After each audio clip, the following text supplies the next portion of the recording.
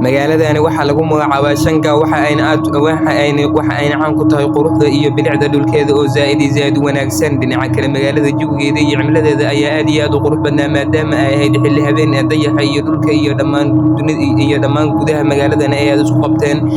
meeshaas waxaa ku noolaa dad qalato oo waxaa ku noolaa darawal dad loo yaqaan dad qalato oo inta badan dhex wareegtay habeenkii magaalada gudaheeda taasoo ka xamaalanayso ama raadsanayso cid ay cunto.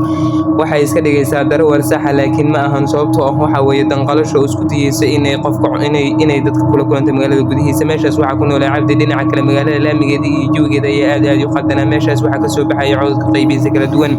Cabdi wuu yaaban yahay waxa ayna la kulmay dad qalatadii iyadoo oo dhex mishaaxaysa ama dhex dawaafaysa dhammaan wadooyinka magaalada soo galaya. waa uun la hadlay waxa uu la kulmay waxa uu la yaabay waa uuna ka naxay waxa ayna ku tiri soo fuul baabuurkayga maadaama ay tahay xilli habeen ah. asiga wuu yaabay wuuna isku naxay maadaama uu qofkan ka shakiyay waxa uu yiri kuma raacayo waa uuna kasoo tegay. dhinaca kale dad qalatadii way yaaban tahay ayadina waxaa ku taagan shaki muxuu kaaga shakiyay leedahay.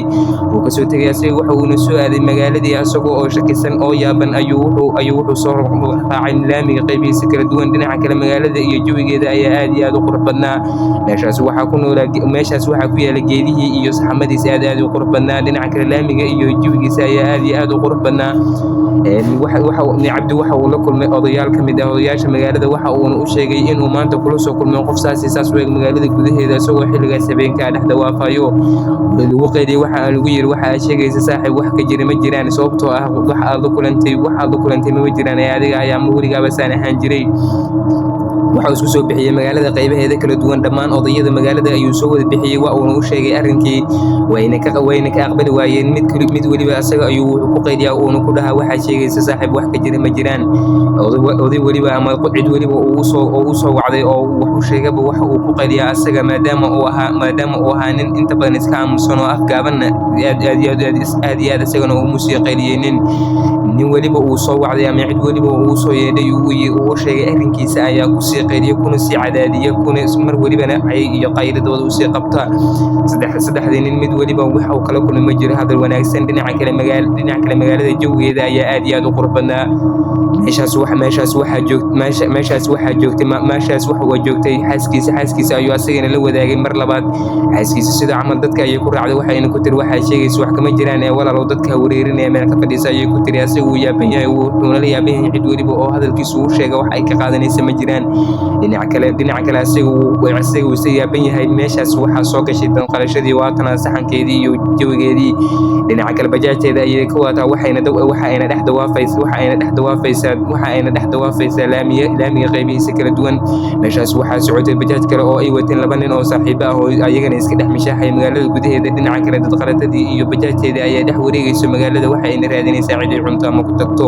meeshaas waxaa lagu wacay ama ninka wuxuu usoo yeedhay nin askari ah oo dambi baare ah kaasoo uu leeyahay inuu wax kula qabta ama inuu kula garabgala arrintan maadaama ay odayaashii ay waxba ka qaban waayeen magaalada gudaheeda. markuu la wadaagay arrintiisii ayna ku qaliyeen waxa uu soo wacday nin askari ah waxa uuna rabaa inuu dembigan dusha saarto oo asaga uu galo oo arrintan uu wax ka soo qabto.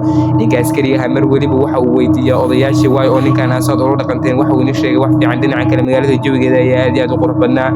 duqii iyo ninkii dambi baaraha iyo labadii nin iyo qoftii iyo bahashii dad qalatadahayna waxay iska dhex dawaafaysaa dunideedii u khaaska ahayd. dhinaca kale saddexdii nin waxa ay soo aadeen dad qalatadii si ay uga soo wardoonaan ayadii iyo xaaladeeda. waxa ayna soo aadeen dhankaayeen dad qalashada waxa ayna soo qaadeen raadkii mootadeeda ama bajaajteeda. waxa ay soo socdaanba ay su'aalo badan soo weydiiyaan oo nin weliba ninka kale su'aal qalad soo weydiiyo ay soo socdaanba waxa ay soo gaareen meeshii dad qalashada ku nooleed ee qoladaha ahayd.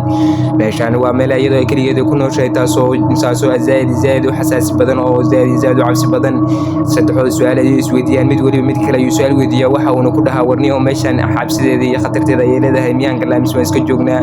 ninka askari ah la soo watay la yiri wax noo fiiri asiga ayaa yaaban meeshaan mid kale meel laga baqayada u eeg. meeshaan jawigeeda iyo cimiladeeda ayaa zaid u xunmaa. meeshaan dad qalasada kaligeed ayaa ku nool iyo dadkii cidii ay soo afduubata ama cidii ay soo qalatay bis ayay keensataa. dhinaca kale bajaajteedii ayay la kulmeen maadaama ay raadkeedii zaid u soo qaadayeen waxa ayna kula kulmeen meel iyadoo dhanba u eeg meel laga guuray oo jaba ah. dhinaca kale haddii aad fiiriso meesha ay kula kulmeen waa meel kasoo baxayso saxamo iyo qaylo iyo buuqyo kala duwan taasoo zaid u xasaasi badan. saddexdii nin way yaaban yihiin ayaga oo dulka taagan ayay waxa ku soo baxay dad qalashadii waxa ayna kula kulmeen meeshaas iyadoo kaliya iska jiifto maadaama ay joogto gurigeedii waxa ay ku jiiftaa si kalsooni badan dhinaca kale ayadii way wareysteen waxa ayna ku dhaheen maxaa ka khaldan maxaad ahayd sidaadu ayay ku dhaheen waxa ay arkeen laba nin oo soo afduubatay kuwaasoo saaxiibadooda ku jira jeelkeeda ayada meesheeda ku jiro kuwaasoo ay rabto dhowta inay ku yaacdo ninka askariga wuu yaaban yahay waxa uu mar waliba fiiriyaa raggii ay soo afduubatay iyo qorshaha ay ku soo afduubatay intuu leeyahay dhinaca kale dhinaca kale labada nin su'aalay isweydiin ayadii way yaaban tahay xagee laga soo raadiyay ayay leedahay raggii ayay ku qayraysaa waxay leedahay maxay naga khaldan maxaad ka soo raadiyeen meeshan inaguna miyaad rabtaan in lagu cuno waxay ku qayraysaa nin waliba iyo qayradiisa ayay dhagaha u saaraysaa dhinaca kale ayada hadda aad fiiriso gurigeeda ama meesha ay ku nooshahay waa meel zaid u xasaasi badan ninkan waxa waa ninkii koowaad ee baashan soo arkay ee dadkan u soo hogaamiyay dhinaca kale haddii aad fiiriso indhihiisa ama meesha ay ku nooshahayna zaid ay xasaas u tahay dad qalashadu midda kale meeshan waxay u tahay gurigeeda maadaama ay gurigeeda tahayna zaid ayay quruxsataa qurux ma jirtay meeshan waa meel ay keligeedu ayada ku nooshahay oo keliya dhinaca kale meeshaas ayay waxeeda iskaga karsanaysaa maadaama oo maanta uu gaalka godkiisa ugu jiro iyaduna yaaban tahay meeshaas ayay iska baashaalaysaa mar welibana su'aalaheedii khaaska isweydiinaysaa